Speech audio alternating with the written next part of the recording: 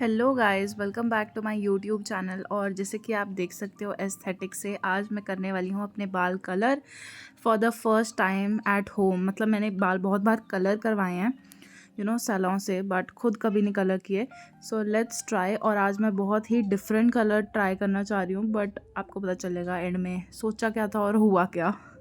Anyways, so सबसे पहले I am going to mix these two ingredients. दो main चीज़ें जो आपको मिक्स करनी होती हैं वो होती है डेवलपर और ये प्री हाईलाइट पाउडर, जो मैं ब्लू कलर का आपको दिख रहा है डाल रही हूँ। तो जो रेशो होगा, जो डेवलपर है वो आपको डबल डालना है than the powder that I already पोर।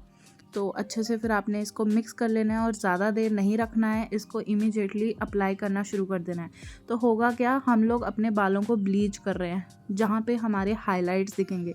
जब भी आप कोई ऐसे ब्लू ग्रीन रेड कलर्स करना चाहते हो अपने बालों में, तो उसमें आपको अपने बालों को पहले लाइट करना पड़ता है, उसके बाद वो कलर अप्लाई करना पड़ता है, नहीं तो वो दिखता नहीं है। तो जल्दी से हमने पहन लिए हैं ग्लव्स और बिना टाइम वेस्ट किए let's start with the application. और अगर आप सैलून में जाते हो वो भी यही सेम प्रोसीजर करते हैं, प्रीटी मच द सेम। और आपने देखा होगा वो एलुमिनियम फॉइल भी यूज़ करते हैं, तो मैं भी आज यूज़ कर रही हूँ एलुमिनियम फॉइल, जिससे मैं अच्छे से अपने बालों को सिक्योर करूँगी। बट ऑनेस्टली पहली बार मैं बालों को करने वाली थी कलर घर पे खुद, और एक बहुत ही डिफरेंट कलर, और मैंने सेमी परमानेंट कलर लिया which was a very big mistake, या I don't know the brand. Anyways वो आपको एंड में पता चलेगा। तो ये मैंने फॉइल के पीसेस काट लिए हैं और यहाँ पे मैं हो गई हूँ रेडी विद माय हेयर। मैंने थोड़े बहुत नीचे के सेक्शन ले लिए थे अपने बालों के, और क्योंकि मेरे फेस पे ब्लीच ना लगे, मैंने अपने फेस पे हर जगह जहाँ जहाँ पे मुझे लग रहा था कि बालों के कांटेक्ट में है वहाँ पे वैसलीन लगा ली थी। तो अभी आप देख सकते हो कितना मेसी हो गया है, बट बिकॉज मेरे को लिटरली नहीं पता था कि मैं शूट भी करने में मुझे बड़ी दिक्कत हुई, शूट की वजह से भी मैं ढंग से नहीं कर पाई, या मैंने पहली बार किया, वट एवर रीज़न। और इसकी स्मेल इतनी हॉरिबल थी, आई कांट टेल यू, ऐसे एकदम नाक में चढ़ रही थी। अगर आपको भी ऐसे प्रॉब्लम होती है ट्रीटमेंट्स या ऐसे केमिकल से, तो आपको तो मैं रिकमेंड करूँगी कि आप मास्क पहनो। तो जहाँ जहाँ पे मैं ये प्रोडक्ट लगा रही हूँ, मिक्सचर लगा रही हूँ, वहाँ वहाँ पे जो मेरे बाल हैं वो बहुत ज़्यादा हाईलाइट होंगे। इट डिपेंड्स आप कितनी देर रखते हो। तो आप देखो मैंने ऐसे फॉयल से कुछ अजीब सी भूत बन गई और मेरी साइड ड्रेस भी गंदी हो गई है। तो और मेरे हाथ पे भी एक्चुअली ब्लीच लग गई थी और वो काफ़ी जल रहा था, बिकॉज मैंने जो ग्लव्स डाले थे वो बीच में से फट गए थे। और अब हम इसको रखेंगे थोड़ी देर के लिए। सो मैं रखूँगी इसको एटलीस्ट, मैंने इसे रखा था 30 मिनट्स के लिए, 30-40 मिनट्स के लिए। आप ज़्यादा देर भी रख सकते हो। वैसे मेरे बाल ऑलरेडी कलर्ड थे, बट जब मैंने बाद में अपने बाल धोए तो मुझे रियलाइज़ हुआ कि मैं थोड़े से और लाइट कर सकती थी। एनीवेज, तो आप देख सकते हो मैंने बिल्कुल वेस्ट नहीं होने दिया। जहाँ जहाँ मौका मिला मैंने मेक श्योर किया कि जो एंड्स हैं उस पर मैं ज़्यादातर फोकस करूँ। तो अब मैं बाल धो चुकी हूँ और अब बस इसे सुखाऊंगी। जब आपके बाल प्रॉपरली सूख जाएं तब आप दूसरा कलर लगाएंगे। तो यहाँ पे एकदम फुल ऐसे फिल्मी वाइब्स आ रही हैं। तो आप देख सकते हो मेरे टॉप ऑफ द हेयर पे भी मैंने लगाया था कि कैसे ब्लैक और ब्राउन बहुत अलग अलग दिख रहा है। तो ये मैं कह रही थी कि ज़्यादा हाईलाइट नहीं हुए, सिर्फ एंड्स पे हुए, बट मैं और हाईलाइट्स चाहती थी और लाइट कलर चाहती थी। वैसे this is also looking pretty much good, I तो लाइक इट, मैं तो ऐसे भी जा सकती हूँ।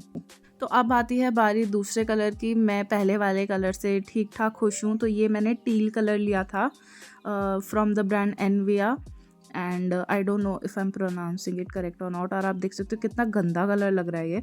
तो मैंने मेनली कॉन्सेंट्रेट किया इसको एंड ऑफ माई हेयर पे, और ये कहने को तो आई वॉज एक्सपेक्टिंग कि टील कलर आएगा। लेट्स सी क्या कलर आता है।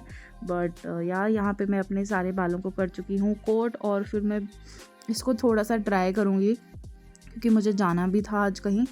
तो इसको मैं जल्दी से कोट करूँगी और इसको सुखाने की कोशिश करूँगी, और ऊपर डाल दूँगी एक हेयर कैप।